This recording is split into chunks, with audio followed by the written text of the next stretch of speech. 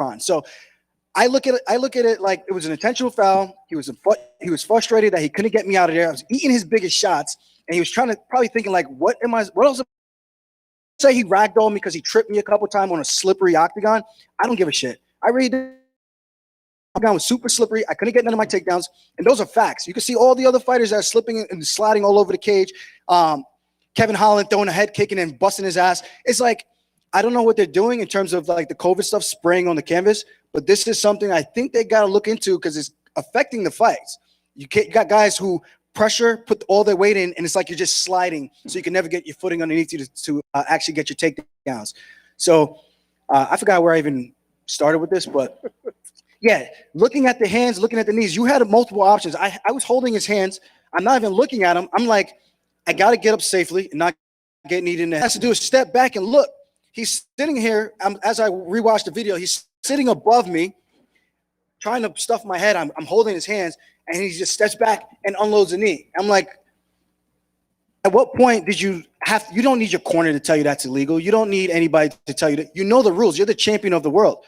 But to do that at such a high level and then try to blame your coaches or you try to blame something like that, it's like it's on you. And John McCarthy, he could suck it. I don't even understand how the hell that guy was ever one of the best refs and the golden standard. He's giving Mark Smith a little flack about his first title fight, refereeing. Dude, the rules are the same. If you commit a foul intentionally, you should be disqualified. So when else are we going to disqualify guys? Do I need to bite an ear? Do I need to headbutt somebody? And then wag your finger at me. Don't you do that. That was illegal. That's wrong. I'm going to take a point. We're going to go to the judges. No, that's silly. This is not a street fight. I came in here for an organized fight. We know the rules. We're playing by the same rules. So enforce the rules. No more of these eye pokes, these low blows. Oh, it's a warning. That's a hard warning. I'm sorry. That's another warning. Let's bring the doctor in. That's a hard warning. Hey, I'm going to talk to you one more time. Please don't do that. Yo, enforce the rules. Everyone knows what we signed up for. And people want to say, oh, I'm complaining. Dude, you try getting in the octagon, putting in all this hard work, and then getting poked in the eye like a Bilal Muhammad and losing an opportunity of a lifetime, getting kneed in the head, not having a chance to finish out the fight to see what the story would have been. Like, we would never know. But I'm just thankful that I get an opportunity to do it again, and I can shut up all the Russian and other trolls that are talking shit. So I'm laughing to the bank. So, I'm happy. Last thing for me, Aljo. I mean, I know on the night of you didn't want the belt, but it is your belt. It's a UFC title. What have you done with it since? Did you give it a place of honor yet, or what? It showed up at my house. I left it in the octagon. That's all I remember. So I remember talking to Joe Rogan, but I don't remember talking to Joe Rogan. I know I asked to talk to him, but I don't know what the hell I said. People are saying you're faking a concussion. I'm like, how do you fake a concussion? Okay, but I left the belt. I go home. Everyone's happy. My head's pounding, and they say I got drunk. I didn't even drink.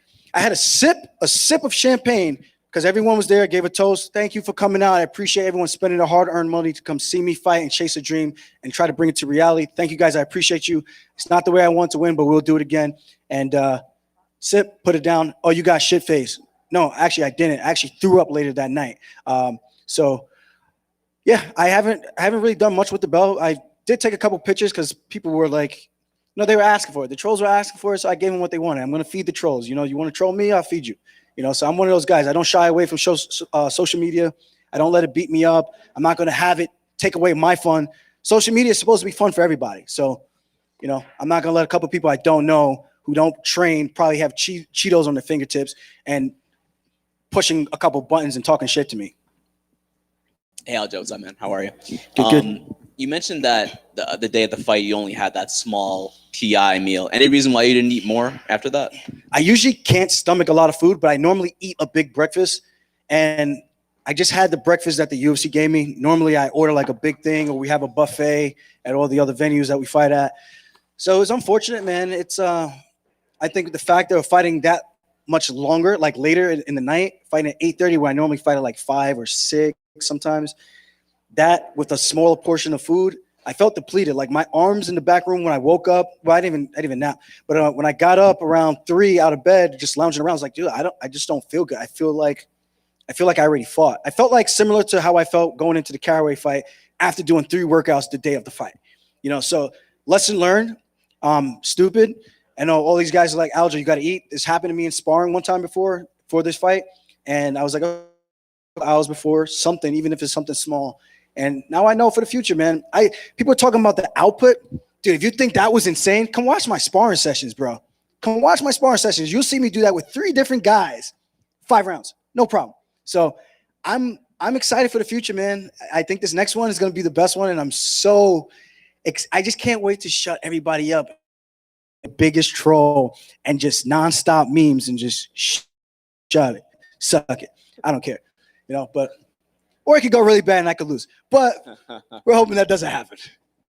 That's actually kind of what I wanted to ask you. It seems like, I mean, there was bad blood going into the first fight, and now it seems like, even more intense going into this possible rematch in the future. Yes and no. I don't have any animosity to the guy. I've said this before. He's a family man. He's got kids, and I appreciate that. Anyone who's there for the family. I don't know what type of dad or husband he is, but anyone that's a family man, I could respect that. So I just don't know what the logic of reasoning was of him fighting like that, and what went through his head. Like, the excuse he gave made no sense, and then him pulling out the first fight made no sense. There was no logical explanation, which I think was he just didn't feel like he was adequately enough trained to fight me the first time. And whatever. I respect his honesty and having the balls to pull out of a fight because he felt like he wasn't ready. But I've never been able to do that. You fight just like when I knew I didn't feel good. I'm not gonna say, "Hey, man, guys, I don't feel good. I can't make this walk." The ships have sailed. You got to make the walk and go, no matter how you feel. Michael Jordan in the flu game is one of his, memorable games because he had the flu and he played lights out. It's like one of those things where you just have to show up and perform. It's your job. So I have no bad blood. I just really just want to smash this guy. That's really it. I want to smash this guy because I don't think I don't know. He's tough. I will say his shell defense was better than I expected. But even with that, I just felt like, I was like, dude, if I feel good on my best days, dude, this guy doesn't even touch me. He doesn't even touch me, man. I haven't lost a round since I lost to Marlon Moraes. I haven't lost a round until this fight. You're telling me this guy? Dude, that was a shell of myself. So, I mean, I can't say that enough. But like I said, people only care about what you do out there. So I just got to make sure what I do out there is the best one. Was there anything post-fight that, looking back now, you kind of wished happened differently or that you didn't do, or any regrets about post-fight? No. When I got kneed in the head, I thought a couple of things just racing through my mind.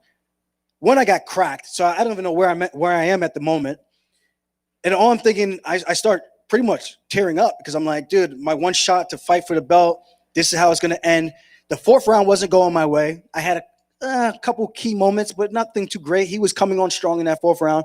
And in my head, I'm thinking, there's so many good guys in this division. Dana's not going to give me a rematch. That's honestly how I felt. I was like, Dana's not going to give me a rematch. She's going to say, well, we know how the fight was going to end up. It wasn't looking good for Sterling. We're going to move on to the next one. And it's his organization. He can do whatever the hell he wants. So I felt heartbroken about that. Not the fact that anything else. I was upset about the knee, but I'm like, I'd rather take my lickings like a man and get my ass kicked for another round if that was what was going to happen. But I was going to keep going. I was the one pushing the pace. Every time I get hit, I'm the one still going forward. I'm taking the failed shots or getting tripped. I get right back up. I'm the one that's going forward. So I think I displayed a lot of heart in that fight and what my character is about. And I don't think there's anything that I would have done differently. I was disgusted in the way I won. But at the end of the day, rules are the rules. There's 4 ways to win: knockout, submission, decision, or disqualification. Unfortunately, I won by disqualification. Last thing for me, need a prediction from you. Jake Paul, Ben Askren, who wins? I know Dana bet a lot of money on Ben Askren, but I mean, that spinning back fist was something beautiful in that fight with Damian Maia. So I don't know. I think size plays an advantage. He might not be the most talented guy in terms of his credentials, but I think Jake Paul should win. I know Askren is tough, but he just got his hip replaced. I don't know. Askren, I love you, but obviously he's not a boxer. He's a grappler, so I think it's Jake Paul's fight to lose. Thanks, man. Hey, Aljo over here. I haven't seen you address this, but I was curious, how did Henry Cejudo end up at your post-fight party? Well, he wasn't at my post-fight party. We were going to meet some friends, my loan officer, at Encore, and we went the wrong way. The lady took us the wrong way. And as we're walking, I go, wait, hold up. Well. Look who we have here. If it isn't the shit talker himself, and that was Henry Cejudo. And it's just somehow he managed to be right there. And, he gave me his 2 cents, and I gave him what I felt happened. And at the end of the day, like I said, people only can judge you by what they see, so they don't know how you're feeling internally. That's why this sport is so interesting, because so many things could go wrong and no one ever knows the backstory going into each fight. Every fight's different, man. Everyone's got their own problems, their own battles, and how they feel. You talk to your coach, how you feeling? You ready to go? Everyone says yes, but you might be dealing with something that no one wants to talk about because they feel like it might make them look weak or whatever. But I saw Henry, and it's fascinating because any other sport, when you do something intentionally illegal, you get suspended, you get fined, you get ejected from the game. This guy's getting rewarded with a rematch, which I get it's a big fight, but it's like, so we could just break the rules and nothing's ever going to happen to us. So I could just jump the octagon, nothing's ever going to happen to me. I could just go fight another corner, or I could push him after the bell, nothing's ever going to happen. So it's like, I feel like when you have rules and for a reason, you kind of got to somewhat enforce them. Otherwise, let's just run amok. I'm okay with that. Let me run amok then. Let me start smacking guys and start doing the crazy shit that I want to do instead of being professional about the way I handle my business, So that was the whole thing with Cejudo, and that's how I feel about Peter Yan. I feel like his ass should have been suspended or something. Pay me some money for an illegal foul that might take years off of my career. With Usman and Masvidal being moved up, I mean, now that Ultimate Fighter coaching is wide open, this is a big fight. You're not afraid to speak your mind. How would you feel about them saying, hey, Aljo, you want to coach tough? I would love it, because I think it would give the fans an inside look on how I coach and my approach to fighting. And I think it's very different. And I think I've only gotten to this position in my career because of how much of a student of the game I am. Going back to the drawing board, whether I win or lose, and taking the time to really do my homework and get better and improve in every position. People could say I'm 1 for 17 in my takedown attempts, but like I said, those takedowns in that cage was a very different thing. I've never once in my life ever fell over on my own 2 feet because a guy pushed my head down. I think that says something, So, obviously Jan had to deal with that too, but he's a stationary fighter. It doesn't affect him as much, especially when he's not wrestling, So you get a guy who could just kick your leg and you fall out and you look like Betty Spaghetti just falling all over the place. It just doesn't look good aesthetically, but those don't hurt. It's, get up and just push back forward. But I would love the tough opportunity. I would love it. Thank you. Thank you, guys. Undefeated, undisputed, #1. Let them know, Russia, give me your chicken.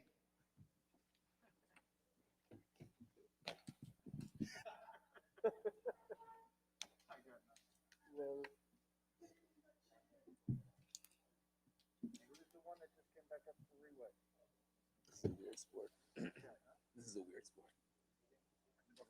I don't know. I'm supposed to know these, man. Oh, I hear him. It must be good. What's up, guys? Let's knock it out. DC, you've been calling big fights, you've been a part of big fights, obviously, but heavyweight title. I mean, does that do something special for you? Does it take it to a different level? Honestly, man, it's exciting to watch these guys fight and also to know everything that's at stake for these two. For Stipe, it's about further distancing himself in the conversation as the greatest heavyweight of all time. And for Francis Ngannou, it's a matter of really exploding and being something that we may not have seen in the heavyweight division since Brock Lesnar. Because a guy that knocks people out like Francis does, he garners more attention than your normal heavyweight champion. So a lot at stake tomorrow night. Yeah, you have so much experience with Stipe, obviously. I'm just curious. I mean, how much of an ability did you see in him to change fight to fight? I mean, he was better. Fight 1 and 2, he seemed pretty similar. But fight 3, he was a better fighter. He was faster. Him and his coaches came up with a great game plan. He created more angles. It seemed like he had built a fight game plan specific to the small octagon, right? He was gone in a lot of places where he was at before. He was more distant. He knew how to find areas to be safe. And he's going to have to do all those things tomorrow night against Francis Ngannou. Well, that's what I was going to ask you is, like, how much different do you think he needs to be, right? Because, he dominated the first fight, right? But Yes. all the talk is, yeah, but it's a different Francis now. You know what I mean? It's going to But be. that's the thing. How do we know? Right? Like, how do we know that it's a different Francis? You want to take him at his word. Francis is a great guy. He's a great fighter. And he has pulled himself up by his bootstraps out of Africa to become one of the best heavyweights in the world. But if he doesn't win the belt tomorrow, then that's what he's going to be. Just one of the best heavyweights in the world. It's a guy that wasn't the champion. So he's to be commended for what he's done. But tomorrow he's going to have to show a different level to his game to beat Stipe Miocic. Stipe is that good. He's got to be more careful early than he was in fight one. In fight one, he was 35 years old, maybe 34. Him and I beat each other up for 3 fights. So he's got to be careful. And the octagon's small. He finds himself trapped against a big guy like Francis early. It could be lights out. Yeah, that's what I was going to ask. Last thing for me, like, as you said, we don't know. Everybody says it's a new Francis. But at the end of the day, does this really boil down to just Francis land the big shot? And is it really just that first round is where we're going to know exactly what's going on? You know what's crazy is that when we did a thing this morning on the weigh-in show, it was like over and under, how long does the fight go? 1.5 rounds. And I'm like, well, you can't really answer that question without essentially picking the fight. Because if you say it's going to be a shorter than a round and a half, you think Francis is winning. If it goes longer, then Stipe has such a massive advantage. I think that's what it boils down to. The crazy thing about Francis and the way that him and Stipe match up, it almost feels like it's knockout or bust. Because Miocic has so much championship level experience against the highest level of competition that he knows how to navigate those later rounds. Francis didn't show that ability in the first fight. DC back here. Stipe came in pretty lighter than usual. I think it was like 234, something like that. Francis 263, I think, about 30-pound difference. What do you make about this massive weight difference in this title fight? They were big. It was a big difference before. I mean, Stipe was 245 maybe the first time they fought, and Francis was like 265, but cutting to 265. Francis doesn't look like he's cutting anymore. He looks much more lean. He looks much healthier and much more fresh and vibrant as he goes into the rematch. Miocic is used to fighting big guys, so I don't think it's going to play that much of a difference. I just wonder if he's going to be able to use his size to wear on Francis as he did before, being that he's 10 pounds lighter than he was in the first fight. DC, you just mentioned the smaller cage. In your mind, does that benefit Stipe, who wants the grappling, or Francis, who can just explode and close the distance? I honestly believe that it plays to Francis's benefit a little bit early. Again, it's a tale of two fights, man. It's 6 minutes maybe where the danger is like extremely high. The danger is as daunting as anything you can ever think of. It's like being locked in a cage with a tiger, right? How long can you survive? That's what you have to do when you fight Francis. How long can Stipe survive to start imposing himself into the fight? Early, this small octagon plays to Francis because when he starts to go downhill, terrifying sight. You saw it against Jairzinho Rosenstrike, right? It started off a bit slow. Francis made up his mind that he was just going to go. And when he did, the fight was over 5 seconds later, right? So there's just not much room to run as the smaller guy. It's funny you mentioned that fight because this camp we've heard from Francis' team that he's learning to be slower, learning to take his time. But then in his last fight, he just decided to end it. Yeah. Do you think there's a risk that when he's in the cage, sees Stipe in front of him, he just forgets to take it slow and just does the exact same thing? Well, he has an atom bomb, right? He has the power. So what would make Francis question whether or not he can knock out a man? Not being able to knock Stipe out the first time. But when you go back and you beat Cain Velasquez and you beat Jairzinho and you beat JDS and you beat there was one more in there that he beat very fast. Blades. Yeah, you beat Curtis Blades again. Why would you not think that you can knock out Stipe? So reality is fight one for Francis is the anomaly. The norm is what happens to most people. Let's see if he can find a way to stay within himself. I don't think he can. And honestly, I don't think he should. I think he should try to blitz Stipe and really try to take him out of there because I don't know if he wins a fight over 25 minutes. It might not be the same as winning in the cage, but do you feel a little bit better now that you beat Stipe on EA UFC 4? We're 2-2 now, baby. We're 2. I'm back in the game. I told him, I said, I can't beat you in the real world. You beat me the last couple in the real world. I'm old. I'm beat up. I can't fight like I used to. But on this video game, for a second there, it looked scary. The dude was beating me. I was like, what is going on? Like, I hadn't played the game in a while, But my guy punched. Hey, when you're the ratings adjuster, I've got some hidden characteristics in that game that I may not possess in the real world. So I was able to get a knockout. Before your second and third fight with Stipe, it was pretty clear that the two of you were getting on each other's nerves, and there was a bit of a rivalry there. But it seems now, seeing you on the embedded and seeing that seems to have gone away, right? It's not the same as with John, where it's going to be there forever. With Stipe, I feel like you're back to where you were before the first fight. Stipe beat me. And Stipe didn't get suspended after. Stipe beat me, and Stipe didn't have any issues with his testing or anything. So why would I have issues with a guy that beat me? You guys everybody wonders why can't you be friends with Jones? To not play fair, it leaves a lasting impression on a person's career. If he had just beaten me, I've lost before, lost 1,000 times in wrestling. I have no issues with anybody, but you got to play fair. So when you don't play fair, it does such damage to someone's career. That's why. So for all the other stuff, right, all the back and forth from the before, had we done that and he had played fair, we still would have been okay. Because Stipe and I were very mad at each other. We were irritated because fights were taking longer to get booked. It was bad. We both had issues with being like we deserved to get those extra fights, right? Didn't matter, though. At the end of the day, Stipe is a good guy. He's a great father and husband. He's a great heavyweight champion. I have nothing but respect for the guy, and all that stuff is in the past. He just won the fights. Last one from me. Do you think it benefits which fighter does it benefit more? The fact that Francis hasn't been able to compete in a while, or the fact that Stipe is coming off a 5-round back and forth with yourself? Well, I think anytime you get to spend time in the cage at a high level, right? We fought a great fight. It benefits you. But I think Francis is refreshed. He's been nipping at the bud. And honestly, who is he going to fight? He's knocked everybody out. Like, he's pretty much – it's crazy when you get a number one contender that's essentially cleared out the division himself, right? It's not like he has not beaten just about everybody. So it's a big fight. Both guys have advantages, but I think the experiences of those title fights can't help Miocic. Thanks, man. Daniel, how are you? How are you, Mark?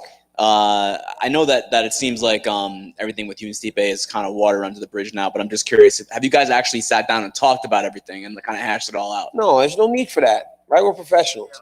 I texted with Stipe a few weeks ago, but that was it. Just a few things to discuss. But listen, Stipe and I will never be best friends, but we're cordial and we're professionals. And if we got to, hey, listen. I'm on the bad end of the rivalry. So now I'm getting to play a video game and hoping to even it up is all to my benefit. So I just try to even it. I'm quitting. I'll never play him again because he's so competitive. He'll probably go practice and try to challenge me again.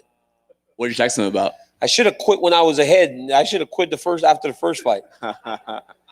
What was the text exchange about? Come on. What? I'm not going to tell you that. That's why basketball players pick their jersey up over their face whenever they're talking to each other, so that you guys don't get a hold of what they're talking about. No. Or me, actually. I'm one of you guys now. So we don't get a hold of what they're talking about. So come on, have a little camaraderie. Why don't you let us in on See, at least I'm still part of the fraternity, right? I start doing that, then I might as well sit there. What's wrong with that? Nothing's wrong with it. I'm just saying. Last thing for me, more importantly, I need a prediction from you. Jake Paul versus Ben Askren.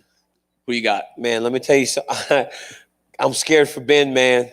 I'm scared. Ben said the other day, what are all these people doing at my fight, right? All these celebrities. Like, no, Ben, you're the odd guy out, right? Like, you're the old dude with the hip replacement. These are all the cool people from Hollywood. We're playing to these people. Man, I don't know. Ben's my guy. I love Ben.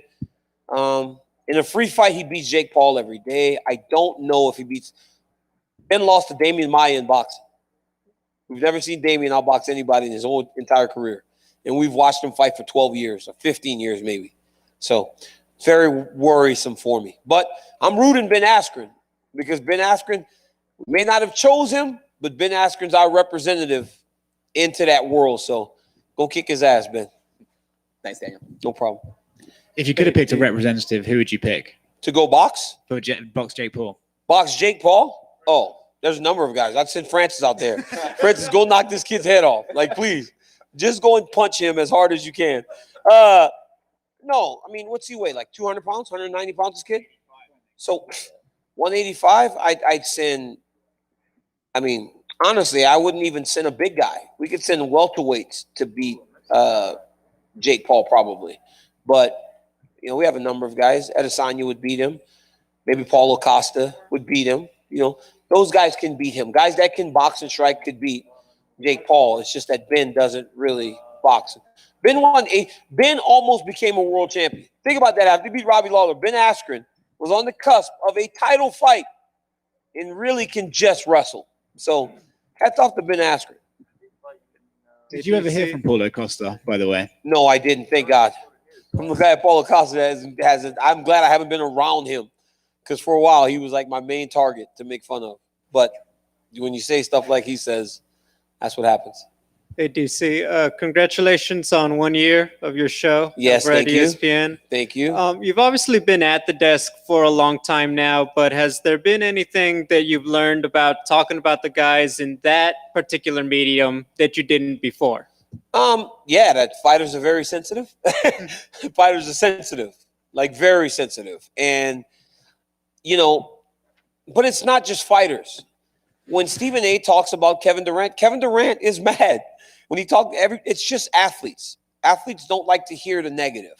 But the reality is there's always going to be negative. You will never please everyone. And we, the talking heads, as we're called, we're paid to talk about you. So you better hope that we're talking about you, because the moment we stop, you become irrelevant. And then that's the real problem. So you want us all discussing. If a Monday comes and you're on the topic, if you're the topic, you better be happy, because there's going to be a time where nobody's talking about you, and there will be no articles, there will be no interviews, and that's your biggest enemy. So instead of being upset about what's being said, just be happy that these people with these platforms are speaking about you and keeping you at the forefront of media. Because, I mean, I do a show, and every Monday, it's an hour show, and there are multiple articles about that show. So be happy about that. You've had a decorated career inside the cage. You know, you talk about just being one of the guys. As your broadcast career grows, what goals do you have? Oh, I've got some. I've got a lot of projects in the books, man, and I'm just enjoying my time. I've got things outside of fighting. I've got some things outside of MMA, you know, so, but I love this game. I love the UFC. I love fighting. I love being around fighting. So regardless of the opportunities that are coming, I don't think I'll ever be away from this. But I tell you one thing, it's a very exciting time in my life when but over the course of the next week, I am dealing with things outside of mixed martial arts in terms of media, because that's what I've always wanted to do. So I'm lucky. And I feel like this next act is going to be very big. In terms of being media, what would be the thing that you would consider, you know, if winning the UFC title is it in fighting, what is winning the title in media to you? I mean, I don't know, you know, because for me it's different, right? The baselines are so much higher than normal people. Some people say, well, if I can get on TV, it's a win. Well, I was doing that before I even quit fighting. I've been on TV since I was a young man. To work for ESPN, maybe the end all be all. Well, before I retired, I was working for ESPN. Just continuing to grow, continuing to commit myself to this as much as I did fighting. And as I continue to do that, the opportunities are showing that I'm going in the right direction. Thank you. No problem. All right, guys. Thank you so much. I appreciate it.